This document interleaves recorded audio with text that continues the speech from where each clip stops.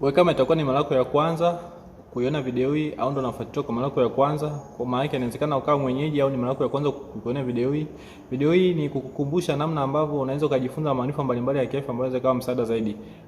Juzi nimeposti video ambayo inahusu mwanamke ambaye ni mjamzito na akiwa na miezi miwili ya mwanzoni ya mimba, ni vitu gani ambavyo anapaswa kuwa navyo makini zaidi. Hapa nitazungumza pointi, lakini kule nimeweza kwa upana zaidi ni vitu ambavyo mwanamke anapaswa kuzingatia, lakini kama ni mwenza wake basi anapaswa kuzingatia, lakini pia mtu baki, inawezekana ukawa ni ndugu, maana unasaidiana na mwanamke, maana yake unamlea, au inawezekana ikawa ni mtu baki kabisa ambaye hausiki kwa namna moja ama nyingine, lakini unaweza ukashare kitu kwa mama na kumsaidia kupitia hali ambayo anapitia.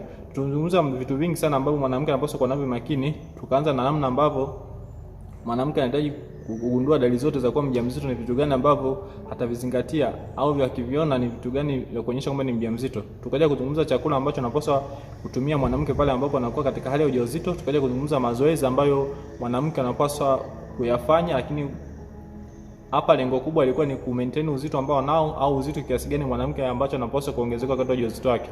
Lakini tukaja kuzungumza namna ambavyo mama anaweza akatumia vidonge vya folic acid na iron kwa msaada kukutana na changamoto zote ambazo anazipata wakati wa ujauzito wake. Na tukaja kuzungumzia mabadiliko ambayo yanatokea pale ambapo mwanamke atakuwa anapata ujauzito na ndani ya miezi miwili ya mwanzo, na hatua za kuchukua ni vitu gani ambavyo anapaswa kuvizingatia pale ambapo inatokana mabadiliko hayo.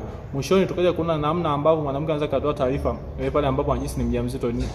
Ni taarifa gani ambazo anataka kutoa, anapaswa kutoa, na taarifa gani ambazo hapaswi kutoa.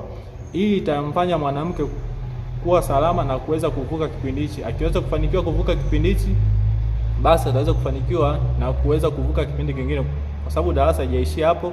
Tutaanza kwenda mbali zaidi, na sasa tunaenda kuelekea kumsaidia mwanamke ambaye atakuwa na mimba miezi mitatu mpaka pale ambapo mwanamke atakuwa amefikisha mimba miezi 9. Kwa hiyo ni darasa nyingine ambalo litakuja na viklipu vidogo vidogo, lakini tutakuja na klipu moja ambayo itakuwa na ujumuisho wa vitu vyote hivi ambavyo mwanamke anapaswa kuvizingatia kwa kipindi chote ambacho atakuwa na mimba miezi mitatu mpaka miezi 9. Lakini kwa sasa tumeupload video ambayo itakuwa na mafundisho ya mwanamke ambaye siku ya kwanza hapa ambapo amejisi mjamzito na mimba yake haijazidi miezi miwili, ni vitu gani ambavyo anapaswa kuzingatia.